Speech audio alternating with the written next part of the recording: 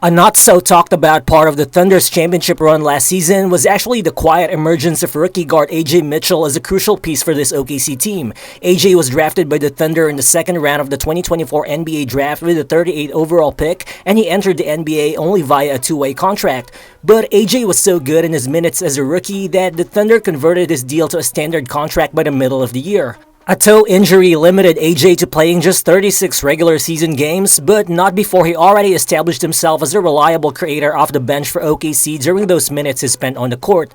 In just under 17 minutes played per game, Ajay put up just 6 points, almost 2 rebounds, and almost 2 assists. The raw numbers weren't really eye-popping, but it was Ajay's efficiency that stood out, as he did produce 49, 38, and 83% shooting splits even as a rookie. Then, in the playoffs, because of the Thunder's depth, Ajay didn't really get a ton of significant playing time. Specifically in the NBA Finals, he only played a total of 20 minutes while scoring only 4 points.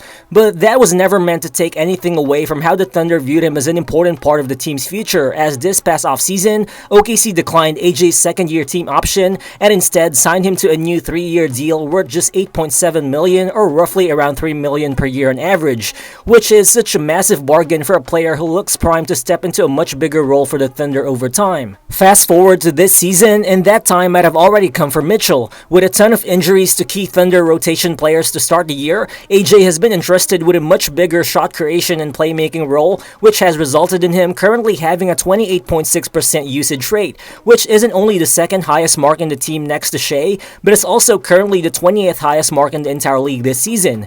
Ajay's playing time has been up to 26 minutes per game and is currently OKC's third leading scorer, averaging more than 18 points together with 3.8 rebounds, 3 assists, and 1.2 steals per contest. But more than the well-rounded raw numbers, I think what's even more impressive is how Ajay's been able to maintain solid efficiency and impact despite the elevated usage, as currently, Mitchell has registered a 22.8 player efficiency rating, which is actually the third highest PER in OKC's roster behind that of Shai and Chet Holmgren this season. So what's good everyone, it's Real Balls here, and today, let's break down how Ajay Mitchell has been making the transition from second round pick to potentially another future star for the OKC Thunder. So let's get to it.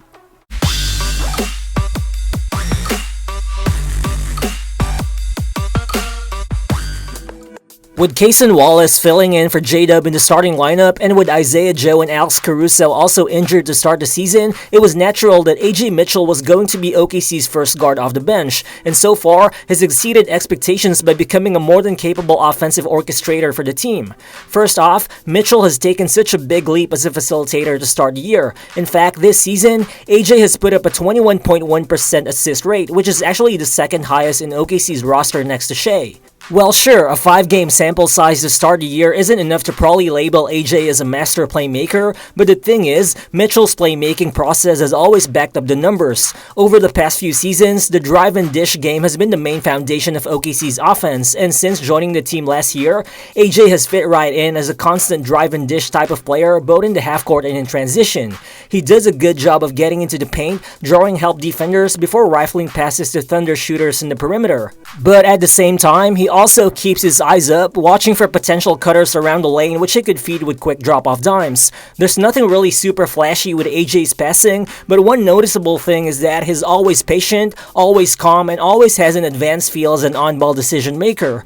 And those qualities have definitely helped Ajay avoid committing a lot of turnovers despite the increased usage. In fact, Mitchell's current 2.14 assist to turnover percentage ranks in the 80th percentile among all 54 players who have registered at least a 20% assist rate so far this season. One thing I really love is that compared to his rookie year when Ajay functioned more as a connective passer or ball mover, now in his second season, he's getting a ton more reps as a passer in the pick and roll wherein is able to combine his quick processing speed and his advanced passing feel to be able to set up OKC's big man for easy finishes in the two-man game.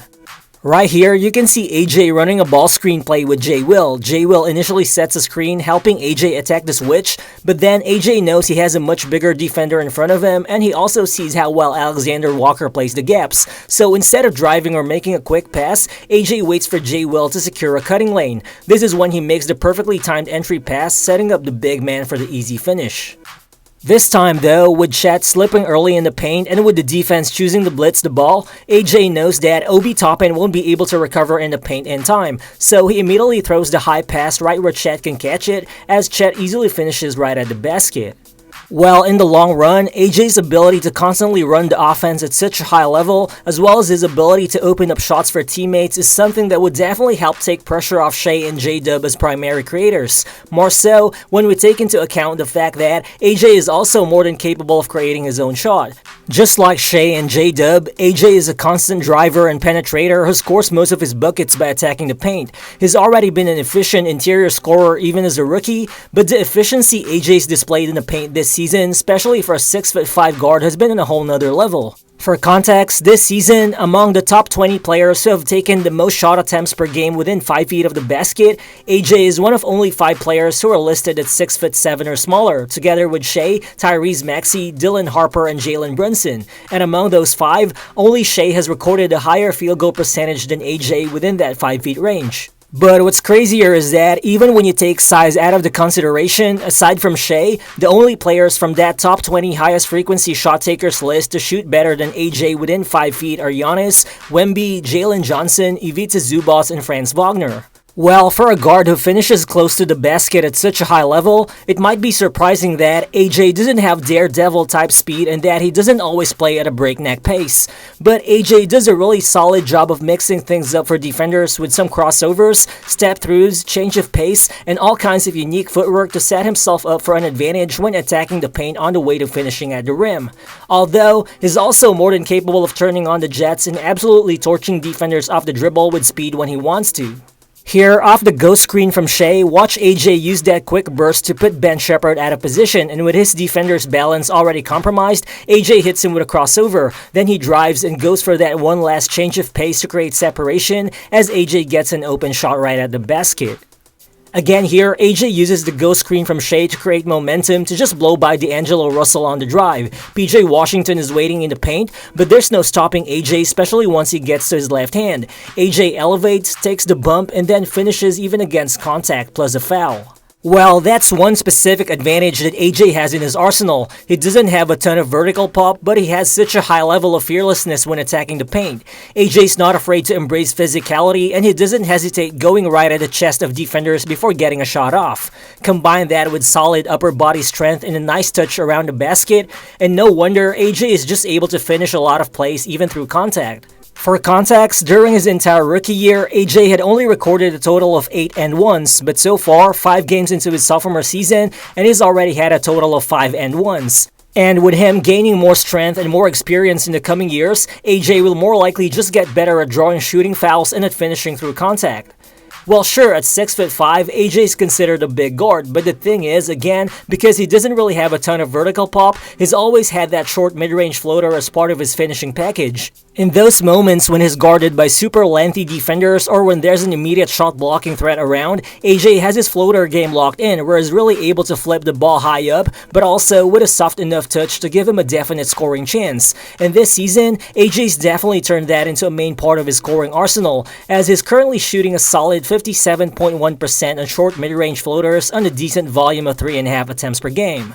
Overall, AJ is just the type of player who doesn't force any type of bad shot. With his high IQ and advanced feel, he will always most certainly make the right play when he's got the ball in his hands. But speaking of the feel, AJ also uses that to contribute on the offensive end even when he's not necessarily initiating the offense. And one way he's done this is by staying active on the offensive glass, which is actually not something we usually see from a guard. AJ just isn't afraid to go down and dirty on the glass. You'd constantly see him initiating box outs even against bigger players, and even when he doesn't necessarily grab rebounds, you could be sure that AJ will always be trying to tap the ball to teammates and just hustle when the ball is up for grabs.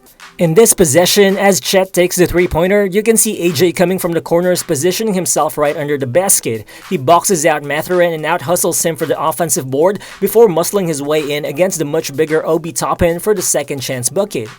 Then here, as Shai launches the midi, watch how AJ comes from the corners and just jumps right in to out-rebound both Reed Shepherd and Jabari Smith before he smartly kicks the ball out to give OKC a chance to reset the possession. Further proof of how AJ plays bigger than his size is that this season, he's put up a 9.4 rebounding percentage, which is actually the 4th highest mark on the team, only behind Hart, Chet, and J. Will. Though AJ's most straightforward contributions as an off-ball player still comes from his floor spacing. Obviously, there's so much added value in terms of playing Mitchell alongside OKC's primary creators because of the fact that AJ is such a solid three-point shooter. Most of his three-pointers have come off the catch, which makes sense given the tremendous space that guys like Shai, Dub, and Chet open up for the rest of the team, and AJ's always been able to utilize all that space. As a rookie, although in limited volume, AJ shot a highly efficient 38% from deep, and now in his second season, with an increased volume of 4.6 attempts per game, he's still shooting almost 35% from the three-point line. Well, time will tell if AJ can become a consistent above 35% outside shooter moving forward, but I'm actually confident that he's gonna be able to do that. AJ hasn't missed a single free throw so far this season, which is indicative of his clean and fluid shooting mechanics. Also, when he's beyond the three-point line, he's always got good shot prep, always making sure that his feet are set so that he can quickly launch his shot as soon as the ball comes his way. Well, sure, AJ's offensive ceiling will most likely be determined by how much he develops as a pull-up three-point shooter, and he hasn't dabbled much into that yet as a shot creator, but for now, just the fact that AJ's already shown comfort as a movement shooter, even out of some minor relocations off the pick and pop or out of handoffs, I think is enough for defenses to consider him a threat, especially when you place him alongside OKC's primary creators. Moreover, AJ's value on the floor is just compounded even further when you take into account his abilities on the defensive end. He's not the lockdown defender that Dort or Caruso is, and he's not the on-ball thief that Cason Wallace is, but AJ is still an elite disruptor. He's got quick hands, which allows him to pick pocket ball handlers, as well as great anticipation and awareness, which enables him to take advantage of passing lanes. But aside from that, AJ has also shown the ability to stay in front of bigger players and make life uncomfortable for them even without fouling. And all of those things just makes him a solid cog in OKC's switch everything and ultra-aggressive type of defensive system. Well, again, we're still in the early goings of the season, and we're still indeed looking at a very small sample size, but even if Ajay Mitchell doesn't really end up winning the Most Improved Player award or the 6th Man of the Year award by the end of the season, I think it's already crazy that he's being part of that conversation so far. For a player who was drafted in the second round, who's only in his second season, and who's only gonna earn an average of $2.9 million annually over the next 3 years. Sam Presti just potentially landed one of his biggest draft steals ever, but more amazingly, Presti's also locked up a potential star to a cost-controlled contract, and that could be huge for this championship-contending OKC team that's bound to be drastically expensive in the coming years. But is Ajay Mitchell actually really going to be a future star for the OKC Thunder? Feel free to drop your thoughts in the comment section below, and again, if you're new to the channel, please consider subscribing as well. Again, this has been Real Balls, and I'll see you in the next one. Peace.